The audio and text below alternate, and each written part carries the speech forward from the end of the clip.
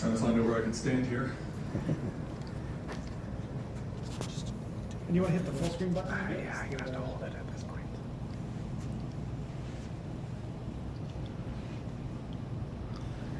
Where's the Microsoft? Not too far away. F5. Hi. Great. Let me move over a little bit more over here. Well, good evening, everybody. Thanks for being here. I was asked to not get feedback, so let's move out of the way. Although feedback at the right time is a good thing. So today I would like to talk about a project that we worked at here at Shaw Media back just a little over a year ago and completed just under a year ago. And that involves our master control monitor wall. Am I too loud, Paul, or not loud enough? We're good? Good, thank you.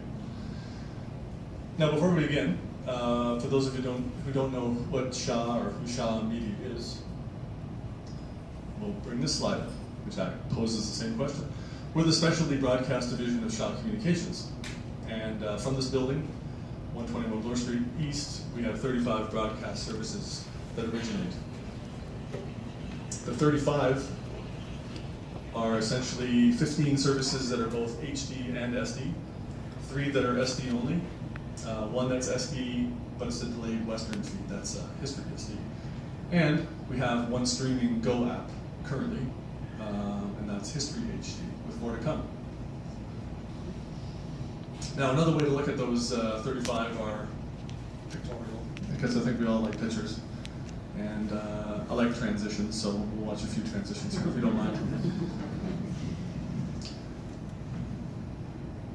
For those of you who are old enough to remember SCTV, I wasn't able to find the star transition, sorry. Mel's rock time. So across these images here, these are all our services, and as mentioned previously, some are both HD and SD, some are SD, and that's the whole family right there. So 18, and in their various flavors, 35 in total. So, in a nutshell, that is Shaw Media from this building. The project we're here to talk about has a bit of a background. This building originally had another master control on the ground floor. The master control you're going to see on today's tour is on the 8th floor, and that's the successor to the ground floor master. The original one was built back in '98, and back then I think there was only 6 services: Showcase, History, Life, which was rebranded as Slice, Food, Home and Garden, and IFC, the independent film channel. And things have progressed quite a bit since '98. One milestone was in 2002, the ground floor master was getting a little bit too small, not as versatile, and the technology had changed and justified a build to the 8th floor, the facility you'll see today. You won't see the second row, but there were 2 rows of workstations in front of the monitor wall. The front row was the actual master control switching and monitoring stations, while the second or back row was for ingested material and emergency VTR playback. Everyone remember VTRs? They do? Yeah, okay. And the monitor wall was built originally with 3 barcode 67-inch lamp-based DLPs. The front row, the philosophy for the monitoring was based on what was called a pod approach. Each of the 5 workstations, 2 for future expansion, would be solely focused on the monitor in front of them. For example, if there was one service, they'd be looking at a server main, server backup, transmission, and any other ancillary monitoring that had to happen, but they'd be focused on that one monitor. Time went on, and in 2008 came around, and we had more channels, more services, and we had added 2 more 67-inch monitors, this time with the help of Christie Digital, and the existing barcodes were upgraded to SVGA Plus and given an overhaul. So things were moving along swimmingly in 2008. The lamps for their day weren't too bad, about 4,000, 8,000 hours of operation. But as time moved on, they became more and more pricey as it became more rare, collectible.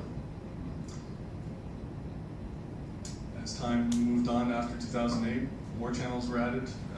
Real estate was becoming, Montreal real estate was becoming a premium, and constant changes and adjustments were made to make sure we could help the master operators out as much as we could with what was important to them.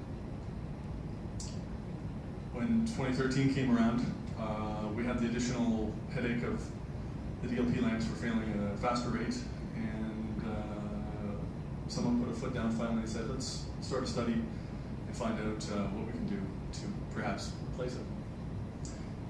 So the criteria was for that study to understand what has changed in the master control environment in this new age, what can we do to improve it, what has changed technologically from the original DLPs, an opportunity to take a fresh look at what's out there. And if we decide to stay the way we were, make an argument for just staying the way we were. Thankfully, the study determined that master control should not only be renovated, but also redesigned with a new philosophy. These changes, philosophical changes, included we're going to maximize the full space. You'll see later in the pictures that are coming up that these DLPs originally were spaced fairly conservatively between each other, and we weren't really using the full space we had available to us. The pod system would go away. The ingest would go away as well. And after we put all that in a very nice presentation, budget was approved and construction timeline was all set for last year. So the first stage was to assess the existing technologies that were out there. One of the options that came to us was bezeled flat panels, which are fairly inexpensive in themselves. And unfortunately, at least for the vendors that we approached, we couldn't find one that would vouch for sustained 24/7 usage and brightness and color temperature uniformity for extended periods of time, over many years. So that was a limitation, but a lot of broadcasters, well, some broadcasters, that's something they can live with and swap them out continuously, but we were looking at other options. Also, by putting as many bezel flat panels as we would need to cover our complete monitor wall, it would come across as a bezel matrix of sort and look kind of strange. And we wanted the flexibility of, if we wanted to make delineations between functions and pictures, we could come up with that on our own, with our own multi-viewer and not rely on physical bezel. So we looked at another approach, which was the edgeless DLPs, once again by Christie, this time with LED lamps, or lights, and Barco as well. And they were deemed to be very comparable. Minor pluses and minuses from each one, but in general, we probably could have gone either way. The core issue with each of those was they weren't really optimized for our environment. They were more for a standard or bright lit environments. And Barco was able to come up with a less bright and less costly alternative. I guess we call it extreme eco mode, maybe. I don't know if anybody goes for that. But in so doing, toning down the brightness to a level that our master control operators are used to, with very, very little lighting, and at the same time offering extended life to the lamps. Unfortunately, at that time, Christie wasn't able to offer a comparable deal, and we were also able to, as you see here, return the 5 existing DLPs for a trade-in to Barco. The final product from Barco chosen was the MLV 6715, 67-inch once again, and 4:3 aspect ratio LED backlight. And 7 of those, I believe, 7 of those were purchased. Given their size, they fit nicely into our available space. one of the big pluses here, 80 to 100,000 hours of life expectancy from the engines, which is the complete LED assembly. Now we haven't come to that point yet. We've only been through a year, which is 8,000, but so far so good. The redesign phase. Master control would be reduced to a back row only. So when I said earlier, we had two rows, one for the old master row and one for the ingest row. The front one would disappear, and the rear one would become the new master control workstation row. Ingest would not only disappear, but we had a home for it now on the third floor. Third floor is a combination technical and creative floor in this building. A lot of editing is done, and sort of miniature CER as well. The monitor wall will be brought further into master and centered on the new master workstations for optimal viewing. And our multi-viewer, which is the Evertz MVP, would be upgraded, mainly in the sense that we were using the multi-viewer before, really with our inputs would be going directed to specific monitors in the past with no flexibility to use any sort of routing. We're changing that by introducing a router that Evertz provides specifically for the MVP. And that way we could feed any of the new monitors. So, having said that, this is the drawing that we used to realize that. Craig, sorry, refresh my memory on the pointer. Red one? Two down? Excellent. Okay, thank you. So yeah, here's the functional representation of one of the multi-viewers, the first frame, and here's the second one. So these are all our input signals coming from our different services. These are high def, these are standard def, and some more backup ASI and other ancillary inputs. And this device here is our router. So any of these devices fed in could then feed any of the 7 new monitors. So this was the change on the multi-viewer. Here's a plan view. Here's a plan view of the master control itself. I'm not sure how easy that is to see, but there's a wall here. Oh, by the way, sorry, this is a raised floor. All these squares you see are 2x2 computer raised floors. And if you follow the outline of the room, you'll see that it kind of stops here and does this jagged turnabout. The original design allowed for the wall to go right across, and this was the location of our previous monitor wall. And what you see here is the new design turned out. So these are the new 7 DLPs, and they are shown existing where the first row of workstations were. And they're gone, and replaced by these monitors, and with the back row remaining only. And that's just a elevation view used to rationalize this, the DLP stand, what height we would need for this kind of environment. The one thing I should mention about this building is it's designed as an office building, and it wasn't in any way thought of as a broadcast facility. So we have some limitations, power, and that we've had to overcome over the years, ceiling heights. So as you can see here, we had to make sure we were cognizant of not exceeding certain boundaries and getting the optimal viewing angles for the operators, as long as they're sitting straight up like this, which we all do, of course. The renovations themselves. A year ago this month, the first row that I mentioned, which was the old master control workstations, we had to continue on air, of course, with these 35 channels, so we moved to the adjacent room. Not much to see in that room right now, it's kind of empty, but we extended sort of the minimum functionality into that room for the period of the renovation, so we could continue doing that function. Things like I think we switched over to VIP multi-viewers for a simpler view with flat panel monitors. We extended our downstream heater switches, our bypass switchers, our automation CPUs, So it was a very cozy time for our operators for a handful of months.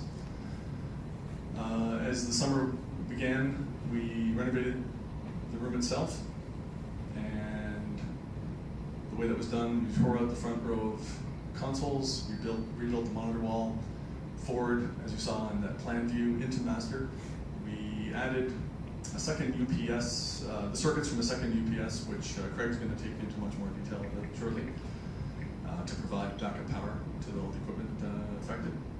We built the new monitor wall after that was done. We installed the equipment in the new master control workstations with the signal cabling, and finally the DLPs themselves.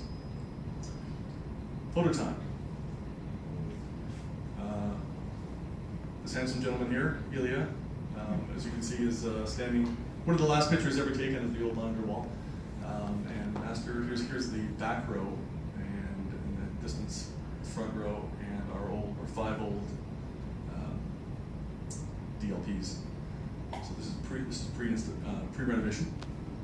That's the same time it was taken, but on the side. So this entire row is now gone, and the new monitor wall follows the outline of the workstation's desk edge.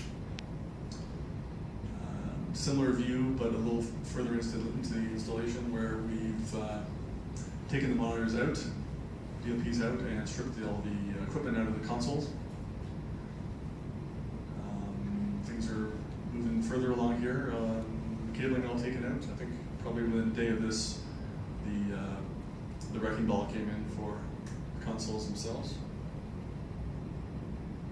And voila! So the old monitor wall, the drywall, the acoustical treatment, and the consoles are all gone. You can even see some of the power circuits from the original UPS here as well. Now, earlier I mentioned the temporary master control. This isn't, I apologize, this is not a great picture, but when you get down to a master control, when you're staring at the monitor wall, looking to your right, you'll see this pass-through window. That is where we held our temporary master for those months during installation. It's very cozy. So the floor has been built out now, and getting ready for the stands to be installed. And there's the framing with raised floor power access through the tiles. Those were fun to cut. Some drywall for framing, progress, and a view from the other side, from the back. We didn't bring DLPs right to the base of from our calculations, we didn't need really that much space. It was more of a left and right orientation than top and bottom. So we could have stacked, we probably had space to stack more DLPs, but the viewing angles wouldn't have been perfect. And I think we're not too hard up for space right now. So this is a little further on. The acoustical panels are up, tiling is up, and we're almost there. So right here, the monitors, the new DLPs are now powered on, and this row that's remaining is the old ingest row, which has now been renovated, and it's new master control row of workstations. Commissioning, we tested all the cabling, of course, installed into the master control console systems. The DLPs were all put through their calibrations and testing. They run, I don't recall the name of the software right now, but I believe once a week at 1 in the morning they run their auto adjustments, and that'll help all the limitations and permutations have to be put into the software to make sure that occurred the way we want and when we want it. And of course, the gentleman in that picture previously, Ilya, put together his templates for the Evertz MVP, and we commissioned the router so that any one of the monitors can see any one of the inputs.